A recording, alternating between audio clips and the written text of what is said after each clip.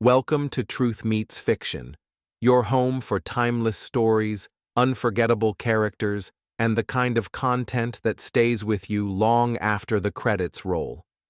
Whether it's fact, fiction, or somewhere in between, you'll find it here. Let's begin. Tarzan, the 1951 series on radio. Edgar Rice Burroughs passed away on March 19, 1950. In the fall of 1950, Walter White Jr. of Commodore Productions and Artists, Inc. contacted Cyril Ralph Rothman, general manager of Edgar Rice Burroughs, Inc., to discuss acquiring the national radio rights to Tarzan. On December 21, 1950, Rothman and White signed a contract giving Commodore Productions the right to produce a series of half-hour Tarzan radio programs. Commodore Productions was basically a one-man show. His partner was his wife, Shirley Thomas, actress and co-producer. Commodore was a struggling concern until they acquired the rights to Hopalong Cassidy in 1948. Far from an instant success, Hopalong Cassidy languished until, for some unknown reason, it seemed to catch on.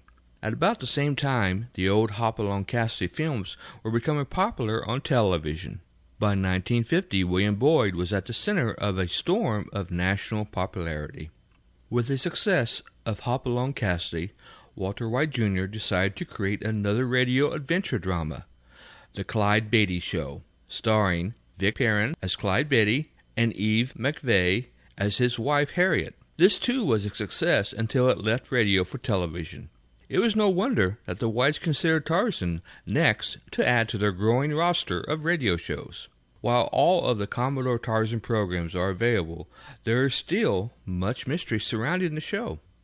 For one thing, very little is known about which parts the actors starring on the show played, with the exception of Lamont Johnson, who played Tarzan. At various times, other cast members included Jan Arvin, Dick Beals, Bob Bruce, Larry Dopkins, Virginia Eller, Eddie Firestone Jr., Frank Gersten, Gloria Grant, Virginia Gregg, Gladys Holland, Charlie Lawton, Raymond Lawrence, Sidney Mason, Eve McVeigh, Shep Menken, Marvin Miller, Roland Morris, Donald Morrison, Jack Boyles, Jay Novello, Dan O'Hurley, Jill Oppenheim, Gigi Pearson, Victor Rodman, Olin Soule, Theodore Ted Von Eltz, Walter White III, David Wolfe, and Barbara Jean Wong. Lamont Johnson seems to have performed on radio from the mid-1940s through the early 1950s in a variety of roles on such shows as The Adventures of Frank Merriwell, Alias Jane Doe, Broadway is My Beat, Let's Pretend, The Modern Adventures of Casanova, and Wendy Warren and the News. He went into television in the early 1950s, where he acted and directed for several years. He eventually concentrated on film work, which he also began in the early 1950s as an actor, before becoming a respected director of such films as Con a Coast, One-on-One, A Gunfight, Lipstick, The Ground Star Conspiracy, The Mackenzie Break, and Space Hunter, Adventures in the Forbidden Zone. No roster of the other players seems to exist. Walter White Jr. produced them, and they were written by Bud Lesser. It has been noted that at least 3 of the shows were scripted by others. Volcano in the Sun and The Arena of Death were scripted by Robert Schaefer and Eric Freewall, and Jungle Smoke was scripted by David Chandler. Surviving letters from Bud Lesser and the files of Edgar Rice Burroughs, Inc. indicate that he authored all of the scripts, but this may have been because he was trying to enlist the assistance of ERB Inc. in his suit for monies against Walter White Jr. The early 1930s Tarzan radio serials, those produced by American Radio Syndicate and Edgar Rice Burroughs, Inc., tried to portray the character of Tarzan as he was created by Burroughs. The half-hour Commodore shows seem to try and create a character based on Burroughs' Tarzan books and the MGM and RKO Tarzan films. Lamont Johnson portrays Tarzan as articulate rather than speaking in the me Tarzan, you Jane kind of gutturals from the movies. He notes that he was raised by the apes and prefers the jungle to civilization. The jungle background, as well as the cities and villages that are featured in the half-hour shows, owe more to the movie than to Ed's stories.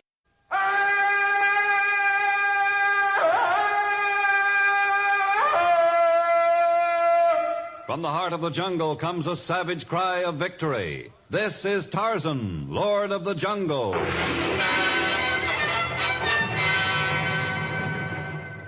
Whether he was consciously or unconsciously misleading his audience, Walter White Jr., in his introduction each week, stated that these stories were transcribed from the immortal pen of Edgar Rice Burroughs. In fact, none of these stories have any resemblance to any Tarzan stories written by Burroughs, with the exception of Omen of the Emerald and The Arena of Death, which are based on some elements from the novels Tarzan the Magnificent and Tarzan and the City of Gold.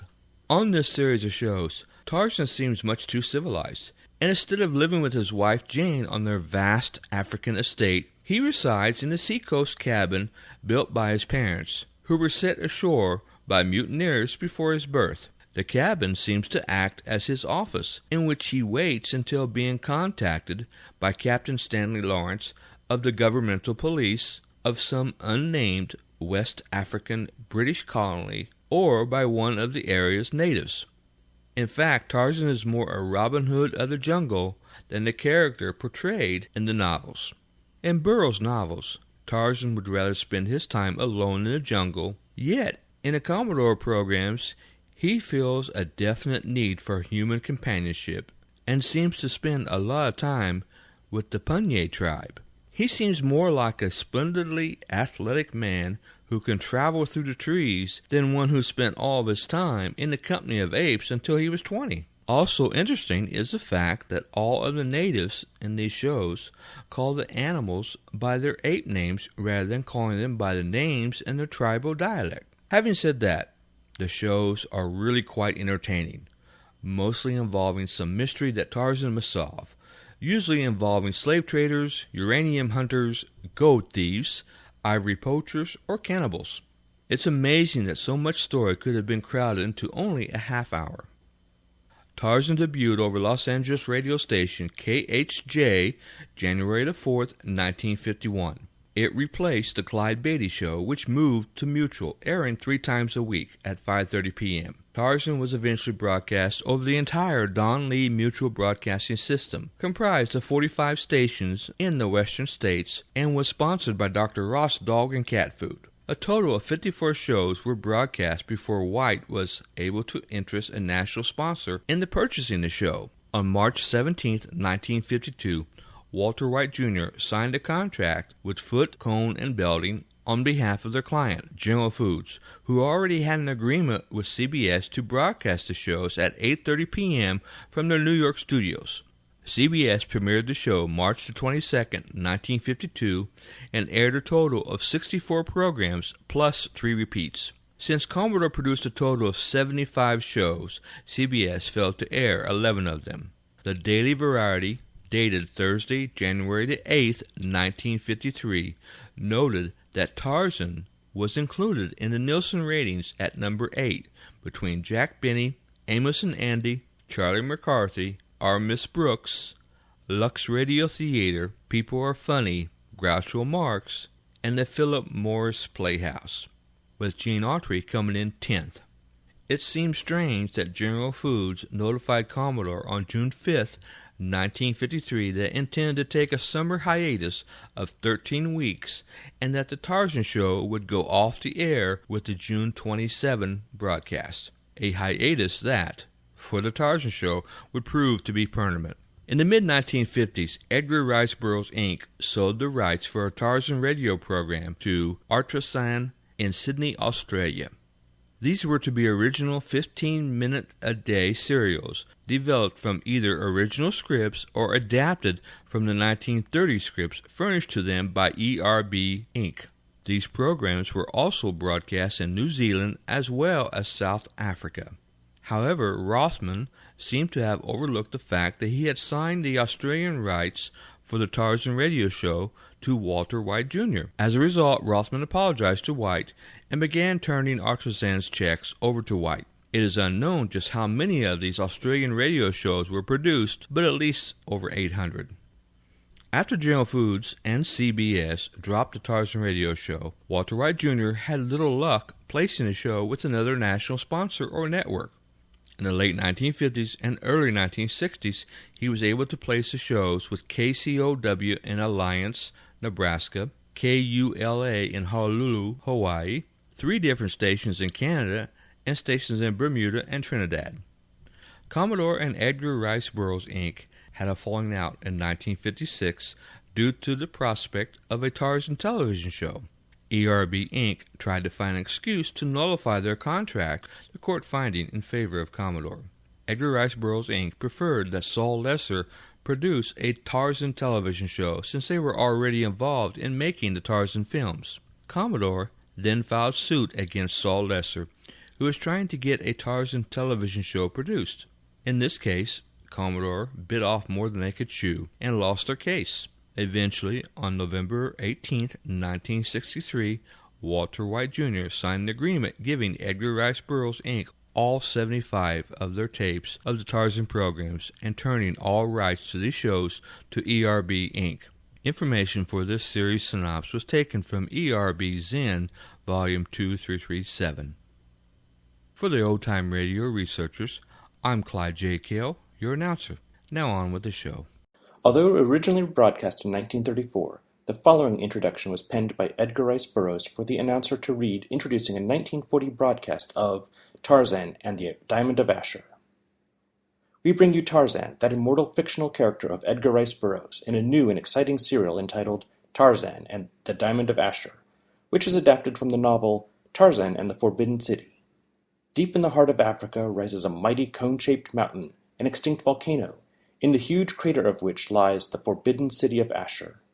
To reach this stronghold, 2 safaris endure hardships and perils that bring death to some and high adventure to all. One safari is bent on the rescue of the son of its leader. The other, headed by a wily and unscrupulous Oriental, seeks only the father of diamonds. And through the intrigue and mystery and danger moves the majestic figure of Tarzan, Lord of the Jungle. This serial started on May 14, 1934, airing Mondays, Wednesdays, and Fridays, consisting of 39 15-minute episodes. It was directed by Fred Shields and narrated by John McIntyre. For the Old Time Radio researchers, I'm Paul Motzuk, your announcer. Now, on with the show. Tarzan and the Fires of Tor. 2 years afterward, a sequel was released, The Fires of Tor. According to Robert Barrett, The Fires of Tor was heard by few people because they waited too long to offer it for syndication, and radio in the mid-1930s was certainly a fast-moving medium. In this series, Carlton Cadell and Ralph Scott reprised their roles as Tarzan and Lieutenant D'Arnot. Cy Kendall, who had played the Egyptian villain Atan Tomei in Diamonds of Asher, returned, playing Chinese doctor Wong Tai. Now, also featured in the cast was the great Gale Gordon.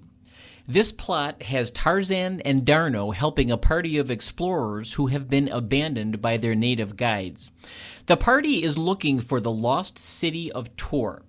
Well, they find it and are quickly imprisoned by Atea, the White Queen of the Taurians, who are somehow yellow, and she wants Tarzan to marry her and become king to preserve the white royal line. Tarzan refuses because she's totally crazy, cruel, and stupid. So begins a very long and drawn-out plot where Atea imprisons Tarzan and the rest and promises to kill them. Some or all of the party escape and they are recaptured, and so on and so on. One of the story's biggest faults is that it's padded. It bears some similarities to the plot of the Diamonds of Asher, except the type of story that takes more than 30 episodes to tell in Fires of Tor was only about 17 episodes of the Diamond of Asher. The story really drags and seems to repeat through the middle, with our heroes often doing stupid things that are out of character.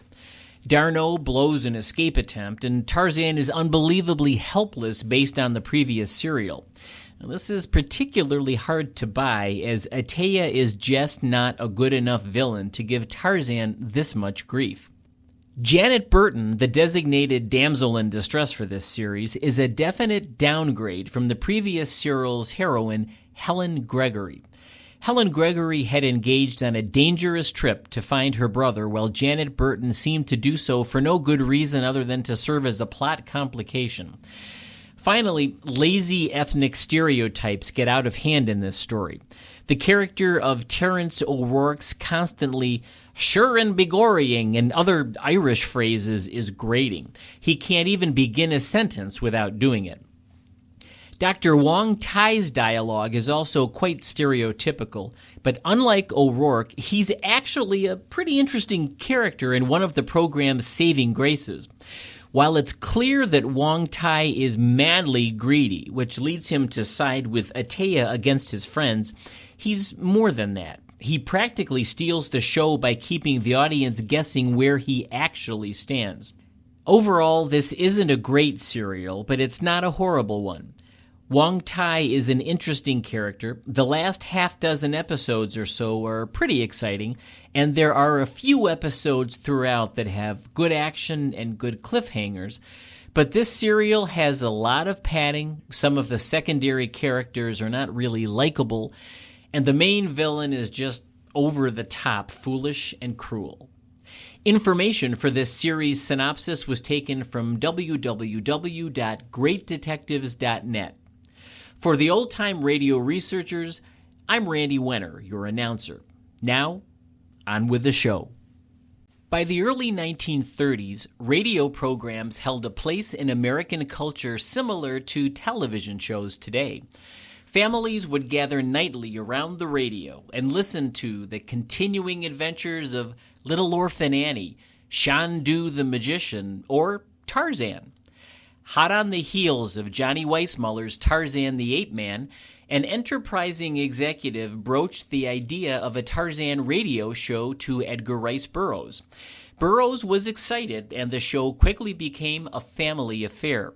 Daughter Joan Burroughs would play Jane, and her husband and former movie Tarzan, Jim Pierce, would portray the Lord of the Jungle.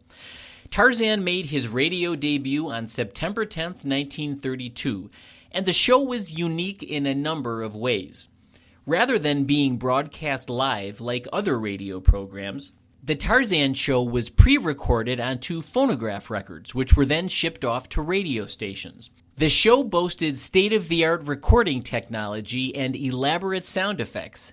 Burroughs wrote that they have injected all the jungle noises, including the roaring of Numa the lion, the screaming of Sheeta the panther, the cries of the bull apes, the laughing of the hyenas, the rustling of the leaves, the screams, the shouts.